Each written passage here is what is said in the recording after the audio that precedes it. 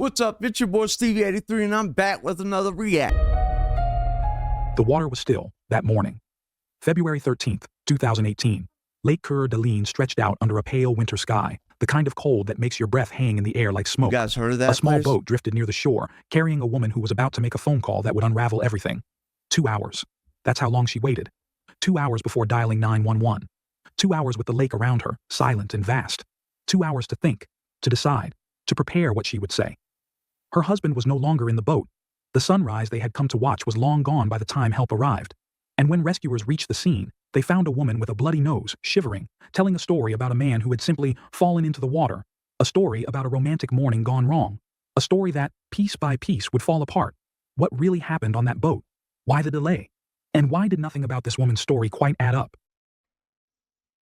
Warning, this is for viewer discretion is advised. Anybody that is under the age of 13, you guys should go get your parents or not watch it at all. Make sure you have your parents' permission or they're with you, because this does get a little bit sketchy.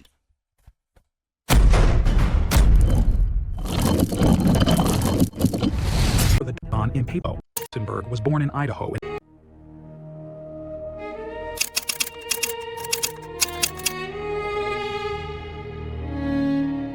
Larry Eisenberg was born in Idaho in 1950, a true local who spent his entire life in the state.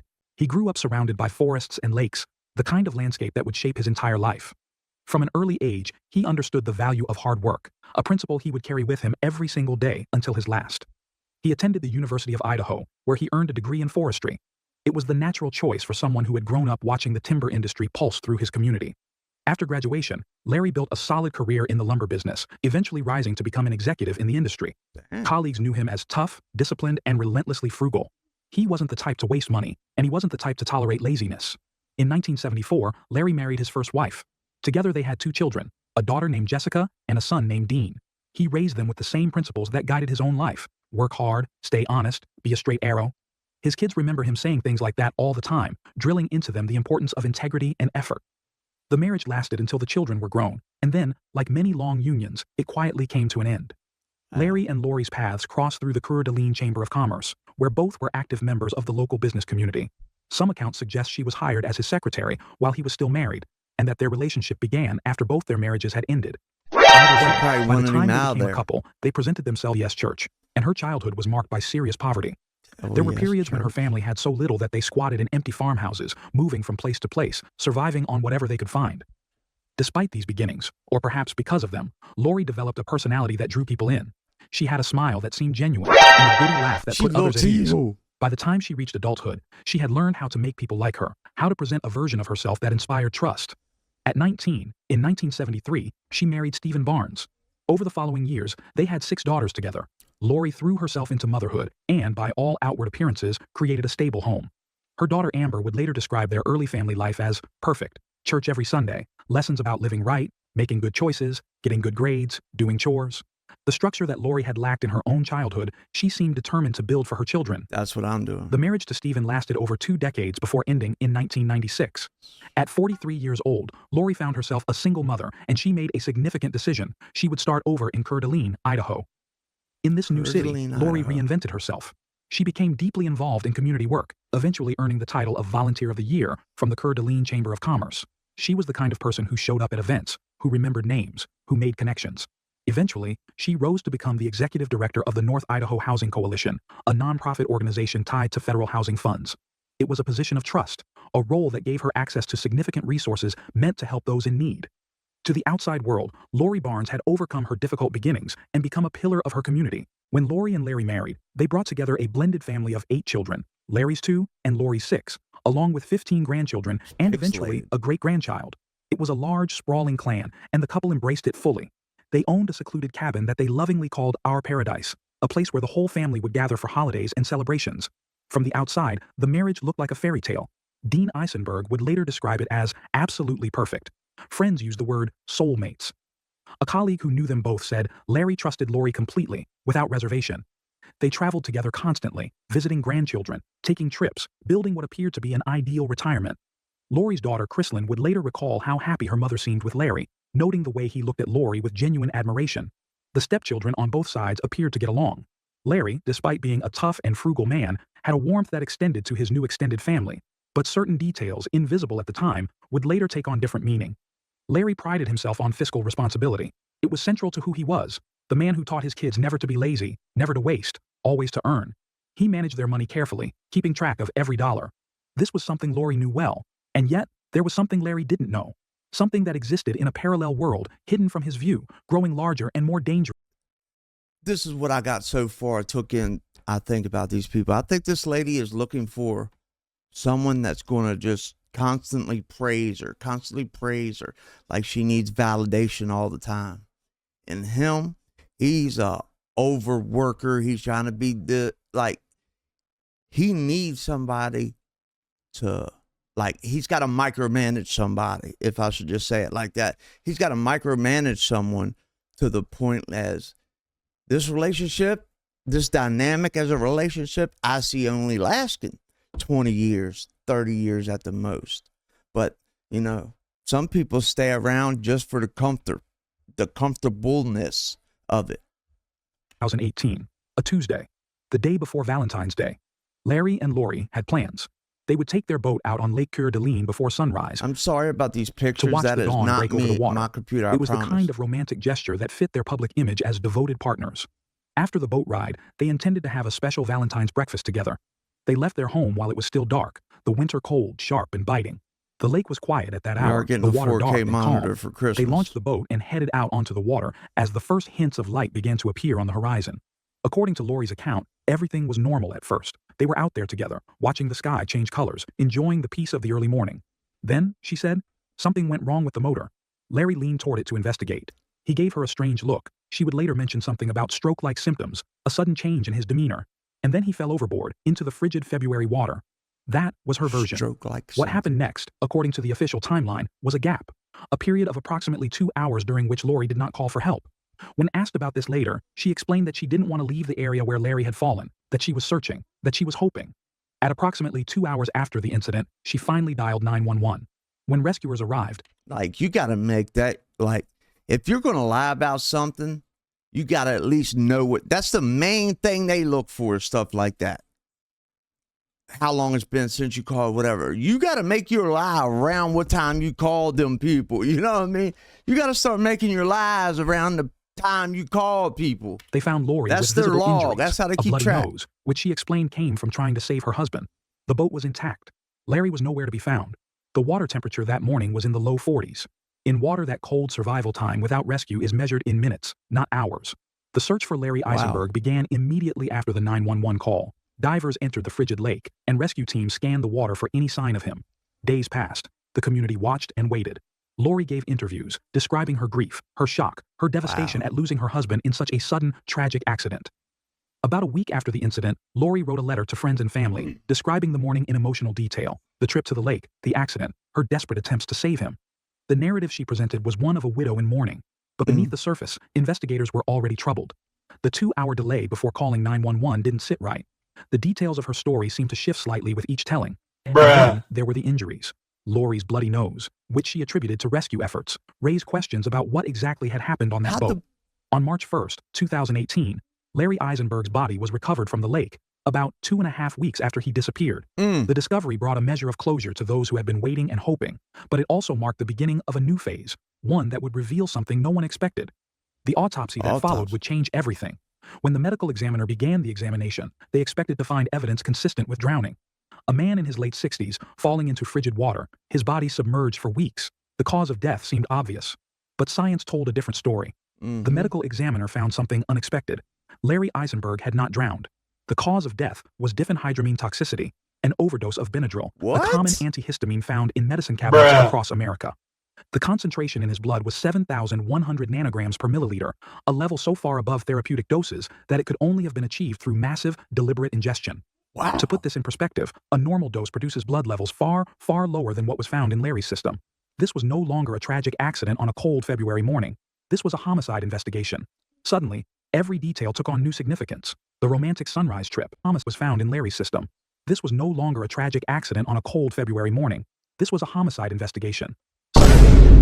Now we're getting into the meat and potatoes. Now we're getting into the meat and potatoes to where we're going to see this play out. Like, she's not going to be able to keep up track with all her lies and all the, she put a lot of sleeping pills in the man and then threw him overboard. And a question about the boat. She had to be going fast to get that boat up there like that or not. I know it's just a picture. Don't flame me. But she's got a lot of explaining to do. I'm going to tell you that. These people crazy. Detail took on new significance. The romantic sunrise trip, the motor problems, the strange look Lori described, the 2-hour delay, Not the letter to friends. all them coincidences don't happen at once. You get, when coincidences, real coincidences happen, it's like 1 in 10, 1 in 20. You're not getting them lined up like family, that. Come on. Carefully crafted to establish a narrative. The bloody nose. And then investigators discovered something else. On the very day Larry disappeared, Lori had been exposed publicly for a completely different crime, one that would provide the missing piece of the puzzle. All right, here's my question. When What? you think about trading the stock market, do you think about trading from 9:30 a.m. to 4 The double What? life Lori Eisenberg had been leading for years was about to collapse. As executive director of the North Idaho Housing Coalition, Lori had access to federal funds intended to help low-income families with housing. Over a period of years, she had systematically stolen from this organization, creating false invoices and fake expenses, setting up shell companies in her daughter's names, and siphoning money into her own pockets and those of her children. The total amount she embezzled, over $500,000. 4 of her 6 daughters and those of her children. The total amount she embezzled, over $500,000. Half a 4 of her milli, 6 half daughters a were milli, implicated. half a milli. Amber Hosking received approximately $16,500. Jessica Barnes received around $15,500. Tracy Tesh and April Barnes also received stolen funds. All 4 would eventually face federal charges. Larry Eisenberg knew nothing about this. The man who prided himself on fiscal responsibility, who taught his children to be straight arrows, who trusted his wife completely. He That's had no wild. idea that she had been stealing hundreds of thousands of dollars and that federal investigators were closing in. The exposure was coming. They gonna get her. And when Larry found out, his world would shatter. The woman he loved, the community leader he admired, the partner he trusted. She was a thief facing federal prosecution. The financial security he had worked his entire life to build would be threatened by restitution payments and legal fees. His reputation in the community would be tainted by association. Prosecutors would later argue that this impending exposure was the motive for murder. Lori couldn't let Larry discover the truth. She couldn't face the confrontation constructed. And so, according to the prosecution's theory, she chose a different path. Wow. After Larry's death, Lori continued the deception. The letter to friends and family was part of it, establishing herself as a grieving widow, deflecting suspicion. But investigators found more troubling evidence of planning. Digital forensics revealed something chilling. While Larry and Lori were in Florida on their bucket list trip, someone had been conducting Google searches about drowning, currents, and deep water. The searches were traced to Lori. And there was another detail, small but significant. After Larry's disappearance, one of his friends received a text message that appeared to be from Larry's phone. But something was wrong with it. The message contained an emoji. People who knew Larry well said he never used emojis, ever. Phone records analysis showed that Lori, on the other hand, used them regularly. Then came the will. Investigators discovered handwritten changes to Larry's estate documents, changes that would have Busted. shifted 80% of his assets to Lori's 6 daughters, This leaving shit only 20% crazy. to Larry's own 2 children, Dean and Jessica. The alterations had not gone through proper legal channels. They appeared to be part of a plan to redirect Larry's wealth after his death. Mm. The investigation into Larry Eisenberg's death moved on 2 parallel tracks: the federal embezzlement case and the state homicide investigation. The federal case moved first. Lori was arrested and charged with wire fraud and theft from programs receiving federal funds. Oh my The God. evidence was overwhelming. Years of false 10 years. invoices, fake 120 companies, months. money trails leading directly to her and her daughters. In 2019, she pleaded guilty to the federal charges and was sentenced to 60 months in federal prison, plus 5 ordered to years. pay full restitution and fine. For y'all don't know, that's 5 years. But the murder case was more complex. Prosecutors needed to prove not just that Larry had been poisoned, but that Lori was responsible. The evidence, while compelling, was largely circumstantial.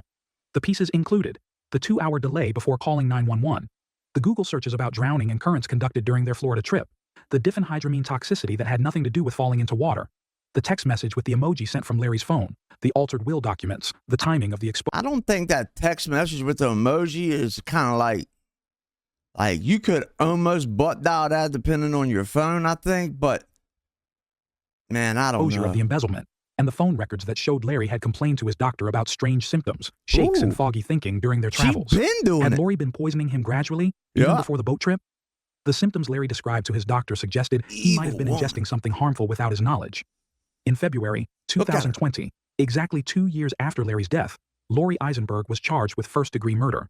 The charging documents cited aggravating factors, including the use of poison and lying in wait or torture.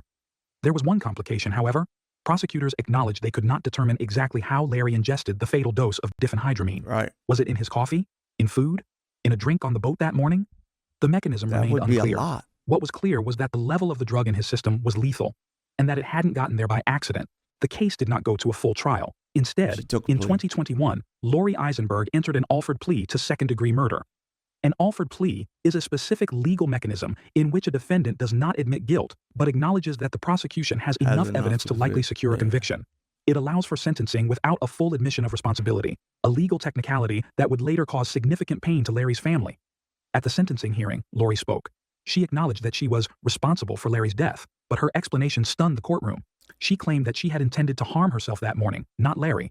She said she had prepared a drink laced with Benadryl for her own consumption, planning to end her own life because she couldn't face the exposure of the embezzlement. According to her account, Larry accidentally drank the poisoned beverage by mistake. Wow. The judge did not accept this version. According to her account, Larry accidentally drank the poisoned beverage by mistake. Nah. The judge did not accept this version of events. Nah. Looking at the totality of the evidence, the Google searches, the altered will, the She getting 2-hour a delay, bow. the text She message getting with an the elbow. emoji, the careful letter to friends establishing an accident narrative, the court found Lori's explanation implausible. It simply didn't fit the facts. That's what you get. Larry's family members addressed the court with raw emotion. His daughter Jessica McPherson spoke of the permanent hole in her soul left by her father's death, and the impossibility of finding closure when the person responsible still refused to tell the truth. You got like a She funny described how shaped Lori's head. Alford plea, avoiding a full admission of guilt, felt like salt on the wounds. Even Lori's own stepdaughter, Amber, spoke against her. She testified that Larry had been a wonderful father figure and grandfather to her and her siblings. She told the court that her mother had manipulated the family and that she and her sisters did not support Lori, did not stand by her. Looking back, Amber expressed regret that she hadn't cooperated with investigators earlier, before the full scope of her mother's deception became clear. Right. The sentence was life in prison with a minimum fixed term of 30 years before parole eligibility. Damn, there you go, guys. That lady right there got herself a 30 to life. You know what I mean? So that just goes to show you, you cannot beat the computers. You cannot beat the federal system. It's just crazy. They don't give that to normal people. But tell me how y'all like this one. What was your part? What you thought at it? You know, these people crazy. We'll see you tomorrow. Peace.